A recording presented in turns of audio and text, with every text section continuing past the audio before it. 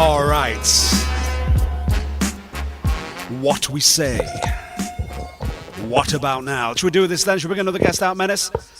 What about now? What about now? Conspiracy What about Worldwide. now? Yeah, let's do it, bro. Let's do this. Conspiracy Worldwide Radio. He's working, as we called him tonight, he's been working in the studio. Sounded dope what he was working on. Of course it was, man. He's one of the best lyricists out there without question, and I think you all agree. I know you all agree. Should bring him out. Conspiracy Worldwide Radio. He came on the show about 18 months ago now. Maybe even longer. Long time ago.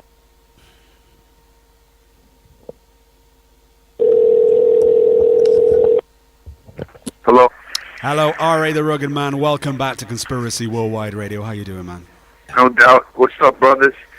I was going to say one phrase to you. I know you've been working hard on this all evening. Legends Never Die. An uplifting album, you say? Yep. That's the name of the new album that I'm in the studio working on right at this minute.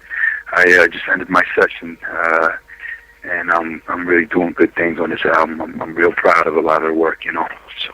Excellent, man. Now, how's it shaping up? I know it's a very general question, but is it all going to as you planned, or is it just literally sometimes some of this spontaneity is just being captured this evening? Oh, well, the thing is, with this album, you know, when I work on songs, man, I work hard on them. So, like the song we just mixed today, you know, I had a live violinist come in, I had a beatboxer come in, I had a Marilyn Monroe impersonator vocalist come in, and it's like, I just do wild stuff on my record. So this one, I just let people come to the studio. We have fun, and I make it all sound good, So. Exactly, man. Now, of course, you've been keeping your voice in the ears, the welcome ears of all the fans of hip-hop, hardcore hip-hop out there through all the guest appearances on some of the most respected artists' music as well. So that's been the case. But a lot of your fans obviously have been waiting for this new product for a long while. And so, of course, you know the steez nowadays. People ask why. Why so long before we get a new album?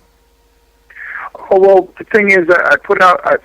See, people put this big emphasis on albums and mixtapes and albums. I put out, dozens of songs throughout the last couple of years, enough to make albums. You know what I mean? That's why when we did Legendary Classics, it was like 9 or 10 new songs on that album. It was like 20 songs, like 8 or 9 of them were lost and found, and a bunch of them were brand new that no one in the world ever heard. I mean, I recorded 400 to 500, maybe 600 songs in my entire life. I have music for days and music for days, but what it is when you do these features, you're making noise with other people's fan bases, and you're building the fan base, and you're building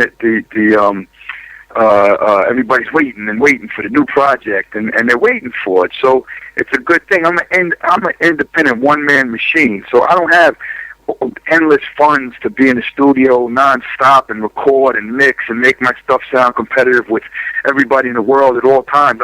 I'm a regular ass guy. I live my life. I tour nonstop all year round, and I record music and make music. But then when it's time to make an album, you have to have your business right. You have to have the marketing plan, and you have to have the promotion team, and you have to have it all set up in the right places, and the distribution set. And it's to do records, and I'm one guy sitting in my goddamn apartment. I don't have a machine behind me. I don't have a team behind me. Like I don't even have like a you know what I mean? I'm one guy. So when it's time to do an album, there's a lot of work of one man to make the album be taken serious, because nobody's going to hear about your album if you're not pumping so much money behind your project. You know what I mean? So I'm one guy. So I'm one man, and I work very hard. And the last 4 years, I've 3 years or 4 years, I recorded probably 40, 50 songs total. So it's not like I don't have albums that I could just drop and, release mixtapes and do all the bullshit that everyone else does, and then they're watering down their name and this and that. Yeah, I put out less music than I'm supposed to, but I also don't put out too much music where you flood the market. And like when Kane was putting out an album and this person was putting out an album, those songs are classic for life, because people want, oh shit, a new Kane song. It wasn't like, oh, a new Kane 40 songs. You know what I mean? Like, I like to make all my songs mean something, and every song that I put out be something and be important to my resume, because I got to go perform them songs for the rest of my life. I don't like, you know, you put out 40 songs in every 3 months. Who's going to even know each song? You know, you go through your show, who's going to give a shit? And which songs you do live? You know, I like my songs to be classic material to my fans, and you know, I work hard on that. So Exactly. Now, just moments ago, you would mention the word serious. Now, in the promo video for this new album, Legends Never Die, you talk about the seriousness of this music you recorded after your dad had passed away. What was so serious about this album initially that had led you to stop recording? Because you said it was too serious and you stopped recording, didn't you? There was a big transition. well, you know what's funny, when I dropped Legendary Classics with the 19 or 20 songs on it, and I dropped a couple videos for it. I said I was going to put out 2 albums in 10 months. It was going to be Legendary Classics, which was going to be the collection, and the 8 or 9 new songs, and then it was going to be the full studio album about 10 months after that. And then, you know, I have my family life isn't like everyone else's life, and, you know, since 2001, you know, 2001 I lost my brother, 2007 I lost my sister, 2010 I lost my father, and there was a lot of sick people in my family, and we're not the wealthiest family, so you know, I'm not the father of the house. My father was the father, but my father's isn't here no more, and you know, I got to go to the PTA meetings for my little sister who want to go to college, and I got to, you know, go buy some groceries in the house when things aren't going right, you know, or if my other sister wants to see the doctor, you know, I'm the one that sometimes got to go and help out, and not just that, they can help themselves, but I got to go bring support to the family and take care of the family. So now I'm in studio mode. I'm not there for my family. I'm studio. I'm staying in Manhattan working on my album, and my family, you know, misses me, needs me, and you know, my father's gone, not taking care of them.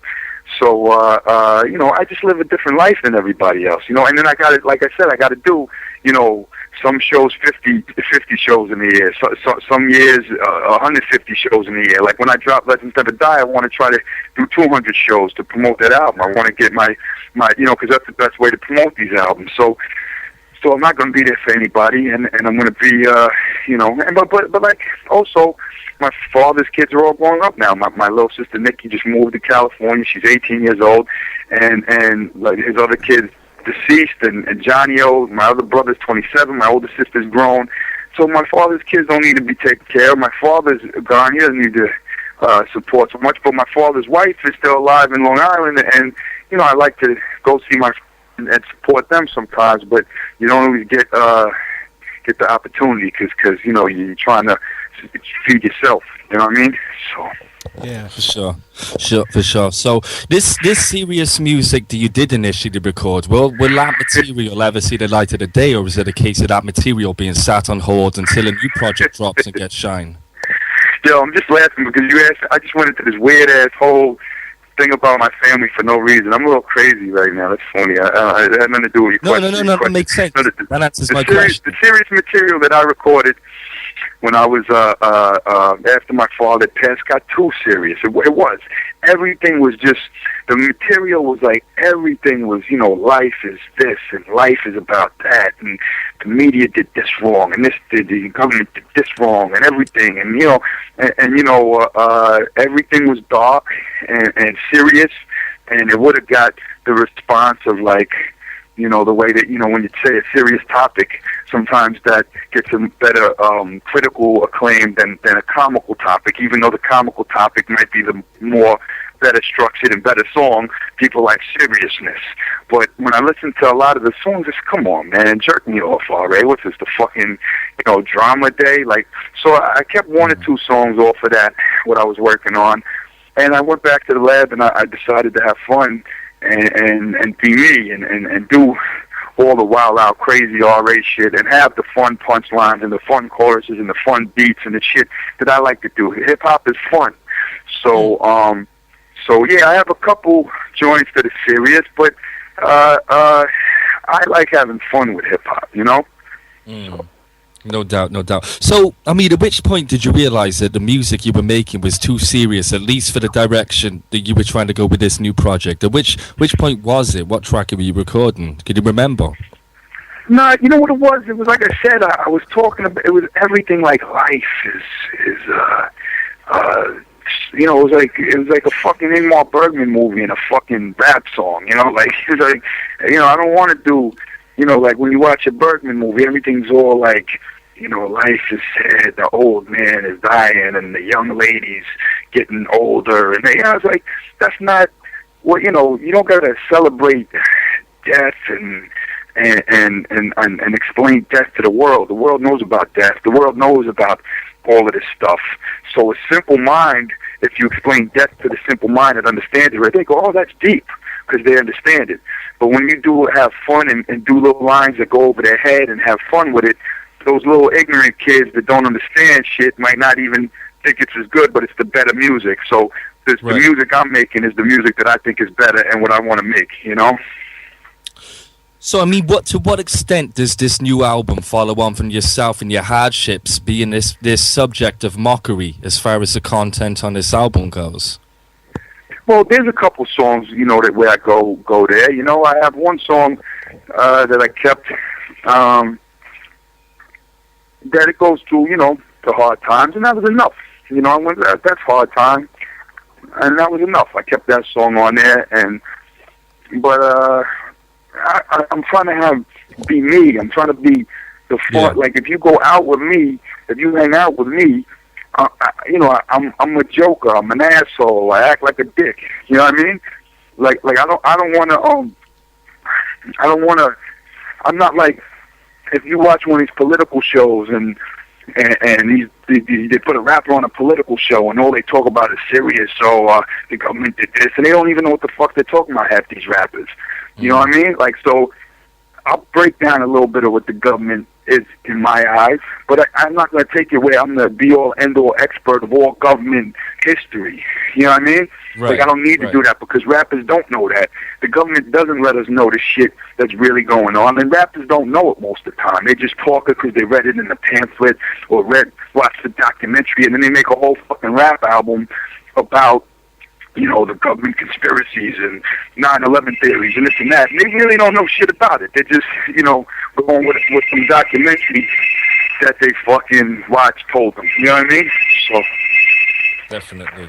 I mean, let's talk about yourself as an artist. I mean, with your last album, Die Rugged Man Die, you were essentially killing yourself as R.A., as well as your competition, figuratively speaking, of course. But my question is, what's R.A.'s health like in 2012? I mean, are you thinking of killing him off now that Crustified Dibs is making a comeback on this album? Killing who off? R.A.? R.A., right. I mean, how has R.A. changed? Oh, man, everybody changes with age, man. And I'm young in the mind. I'm young in the body.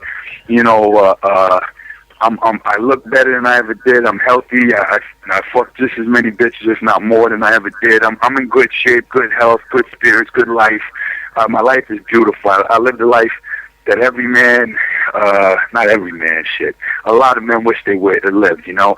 Beautiful girls all the time. I make my own schedule. But what I did learn was not to let things bother you that's small, you know, like if a magazine said that about me, or if a rapper said this about me, or if this person said that about me, or, you know, oh, it's wartime, murder, kill, you know, like, you know, if a fan gave me the finger while I'm on stage, you know, you kick the fucking guy in the face and break his fucking face, you know, like that's the way it used to be. Now you go, the kid in the stage giving you a finger, the thing he would want is you for your attention. That's what he's trying to do, is get your attention. So you perform your show and laugh at the little loser kid, you know, and then you make your money the next night at the next venue rather than getting the bad reputation because you beat up people at your shows and boom, boom. You know, like, I'll smack a kid at a show if you act up too crazy, but, like, I know how to hold back now. Or if a cop is acting crazy, I'm like, oh, I'll fuck you up to the cop. You know, I could, I'm a grown-ass man where I could sit back and look at the situation and know if it's time to react, if I have to get violent, if I have to do shit. It's not when you're young, it's always the first thing is violence. attack, go crazy, be nuts. You know what I mean? And as a grown-up ass man, that's not always the first reaction. You go, you know what? You know, I figured this situation. What's going to happen if I spit at this cop? They're going to put me in handcuffs. It's going to cost me money, lawyers, all this shit. You know, so you go, okay, the cops, swallow your pride. The cop's a fucking joke. His life sucks. His life sucks compared to you already. You keep it moving. You know, there's certain shit like that you learn when you get a little older, you know? So. Absolutely, absolutely. So, how does R.A. know when to fall back and stop being so serious? And how does Crustified Dibs know his limit on saying something too crazy? I mean, how do you channel those two? I don't know, but you know what? I was working on a sex song, and before Amy Winehouse died, I made a little joke, a little cracked out joke on the album. And then after she died, I said, you know what? I don't like the lyric anymore. You know, I think it's kind of poor taste. And I didn't edit it. Like, no one told me to change the lyric. But when I listened to the song, I said, you know, the joke isn't funny. It was a funny joke when she was alive. You know, so like I changed it, and the old RA would have been like, yo, fuck it, it's still funny, that's my art. But now I know that, you know, now I listen to it and I realized, you know what, I could think of a way funnier line and outdo that line and you know, discuss people with the line without it just sounding like ugly now. You know what I mean? So, like, I don't know, there's times when Crustified Dibs goes too far, and I love it, and then there's times where, you know, I go, you know what? I could outdo that line. Let's out-crustify it. You know what I mean? So yeah, and that's a sign of that maturity you were talking about. That answers a lot of our questions tonight about how, you know, your life experiences has affected your craft. That's an ability to reflect and like you said, to see the consequences of something. And I think people respect you for saying that, man. That you actually did change that lyric. Yeah. Well, you know, it's a whole bunch of stuff. It's like when you're young, that's another thing, and I see young artists do it too. They fall in love with something they did, and they think that nothing can be different in any way, and if the engineer EQs the drum different, it's wrong because it doesn't sound like your demo, or if your lyric flow isn't like it was on this take, it's not as good. And well, maybe it's better. It's just a different take. When you get a little more experience, you learn, like, different doesn't mean worse. That's another thing in the booth. You know, like you can just have fun in the booth, and if it's not the same, if the beat sounds different, maybe you're improving the beat. That's not different doesn't mean worse. You know, there's a whole bunch of things I learned musically throughout my career, you know, so... You know. Let's speak about what you've learned and implemented on this album. I mean, speaking of experience, how would you say that this album's challenged yourself as a lyricist? I mean, how would you say it's challenged you as far as coming with, you know, the different rhyme patterns on this project? Well, the thing is, when I first started going to bat for the album, I had the lyrical murderer in my head, you know, like murder everybody and be the best, and the flows have to annihilate everybody. And then I sat back and I said, yo, this is your album, you know? Make some songs on this motherfucker, you know? So I go, yeah, you know, because when I was doing all the songs in Crustified Dibs, I was making songs. I was swinging to the left and I was swinging to the right, chop, bloody axe, you know, like, you know, I was a little kid making songs. So I said on this one, I said, you know, it's time to make some songs again and have fun. And it's not about, oh, you know, so I'm lyrically top-notch at my best on this album. But I'm also, you know, making songs and you know, bringing in different elements and bringing in a live drummer and bringing in a guitarist and finding, you know, sounds to play with and different subject matter that I didn't play with before. And I'm just having a wild time doing wild shit on it. And it's going to be some really great music for hip-hop.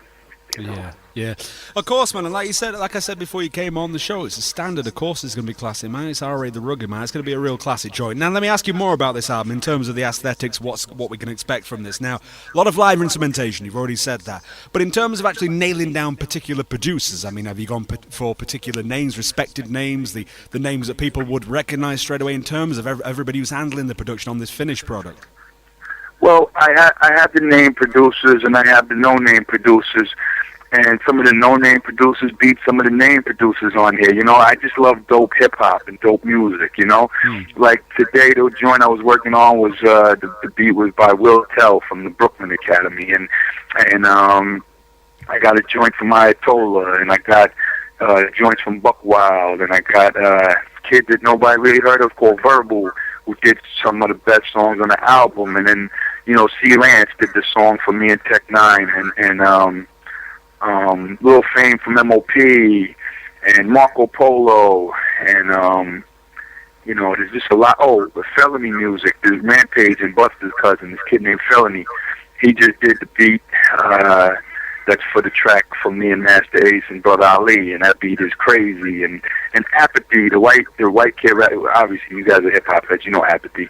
Apathy just did a beat for me, which is fucking crazy, you know. So some of them are known producers. Oh, Falling Down did one. I'm forgetting somebody, and I'm a dick for forgetting them. But you know, my man Mark Niles, who worked on my whole career, he did the beat for me and Biggie. Even he did a joint with Dev One on there, you know. So like, I got you know, from some you know, super platinum producers to, you know, cats that nobody even ever heard of, you know? Yeah, definitely. And you mentioned Apathy there, asking if we knew. Of course, he's been on our show many times. And that's a guy who obviously lyrically has been killing it for years, but now he's coming with the production just on a remix of a DJ Premier track, and Nas track, I believe, that was absolutely banging as well. So look forward to hearing that Apathy track. What sort of style has he come with out of interest for that beat? Is it up-tempo? Is it you sort of boom-back slamming, or is it something a little bit different from Apathy? It's up-tempo, and the sample is one of those fun type of RA samples, like there's some shit that you heard me on before with the little high, like humming girls, la, la, la, la, you know, that kind of thing, but the drums you expect when they come in to be like some boom bip shit, you know, but he come in with some like his drums are wild, man. They're crazy. The drums are just crazy.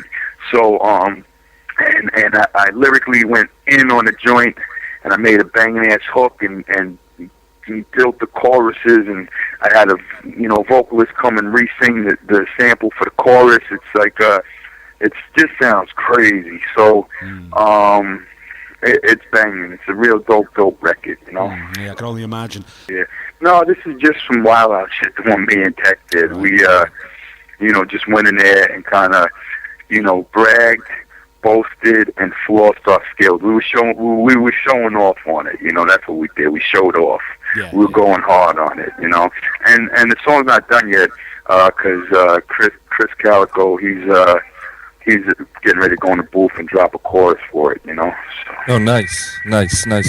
You mentioned having the Marilyn Manson, not Marilyn Manson, I'm sorry, Marilyn Monroe impersonator, my fault, sorry about that.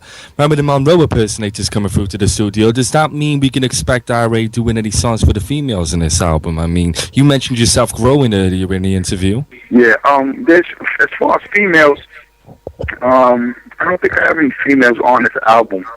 But that wouldn't stop me from fucking with female rappers or female artists. But I can't think. You know, I always have female vocalists on my albums. Like if you listen to any songs I made on my own, the Legendary Classics, Night of the Bloody Apes, you know, American Lowlife joints, the Die Rugged Man Die, or any of the fucking 4 or 5 albums that I got out there, like you heard, you know, female vocalists all over, like Lessons. You know, here's a little story I got to tell. You know, the female voice always, or black on black, white. You know, I always poor people. Like I'm always throwing female vocalists on my shit. But as far as female artists on there, I don't think I have no female rappers sing on there. But I recently directed a video for Rhyme Sayers, and it's a song that I did a duet with someone who's a female rapper on Rhyme Sayers. They're leading lady on Rhyme Sayers. So we did do that, you know. Yeah, oh, excellent, man. Yeah, I think we heard about it. I know the artist particularly very close to Rhyme Sayers. So, yeah, that's real dope news as well. Now, when it comes to actually getting this pinned down and making it so that, yeah, I'm happy with this 16 tracks or 14 tracks or whatever, how difficult do you think that's going to be? You mentioned how much music you've got, how many recordings you've been making. Where do you begin when it comes to narrowing it down, or have you already got a plan in mind for this? No, it's hard, man. It's hard because I'm in the studio putting all the final touches in on the album, you know, and I'm still got to lay down like 3 or 4, and I already have like 20 songs. and I'm doing 4 more, so I'm gonna have 24 songs. So, you know, obviously you want to put 14 on there or 16 on there, some shit like that. So it's hard because then I got songs that I don't know fit the album, but they're great songs. So, you know, in the middle of the album, I got this one song called Harlem Ragtime, where it's like I'm straight out the 20s and I'm rapping to some 1920 shit, and I'm telling the whole history of the Nicholas brothers and you know, Prohibition and Benny Leonard and all the gangsters and boxers from the era, and it's like a whole Roaring 20s type of jazz, and I had like a live saxophonist come in and a drummer, and it's such a real interesting record, man. And I go, is this gonna fit in the middle of an R-rated Rugged Man album? You know, so, but it's one of the ones I really like. But you know, might be songs that might fit the album better, that are just as good. So that one might not make it, or maybe it will because I like it enough. It's hard to take songs that you really like off your album, you know. So maybe the bonus tracks I don't really know. You know, it's going to be hard. You know, it's going to be real hard. I could imagine that last concept sounded really sick as well. That'd lend itself to great visuals as well, wouldn't it, for some sort of a movie? Maybe even like a little mini movie or something. You know, like Master P used to do back in the day, and just do like an extended video and try and, you know, get a couple of tracks in there. Maybe a little mini movie. Yeah, I thought about it. As soon as I made the song, I thought video.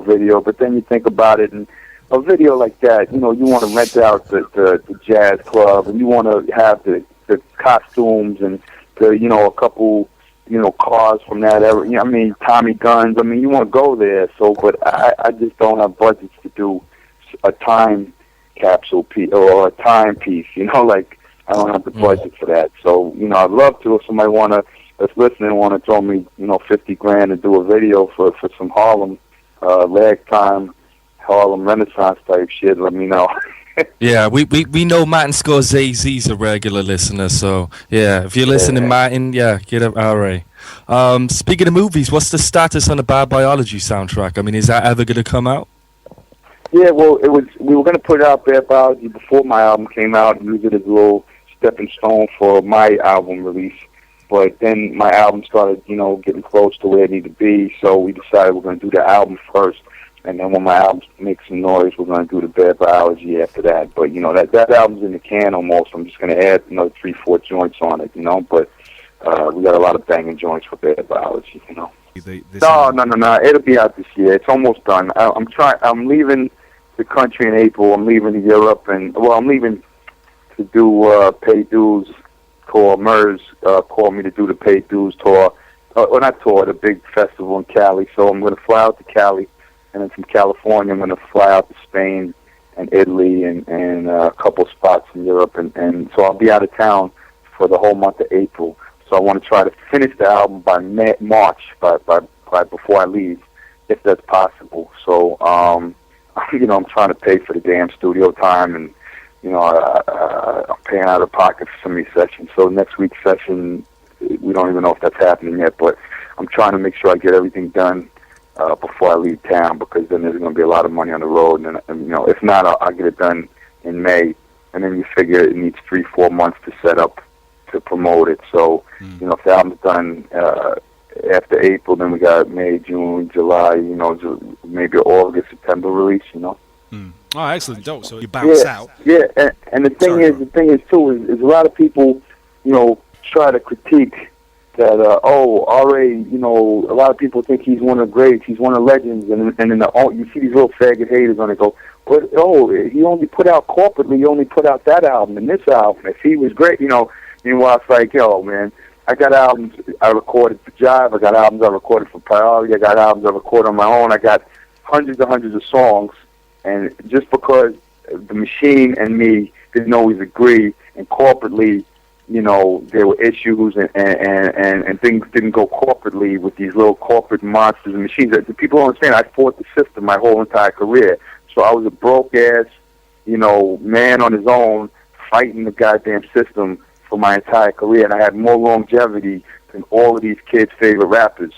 So cats need to understand the corporate aspect of it. I'm putting in my work every day. I see some people say, oh, he's lazy. It's like, lazy. I'm the hardest working motherfucker in the game. Like, I work every day of my life. It's like you don't stay at the level that I'm at without working your ass off. You see every other person around me fell off. These rappers are falling off. They can't even rap like they used to rap.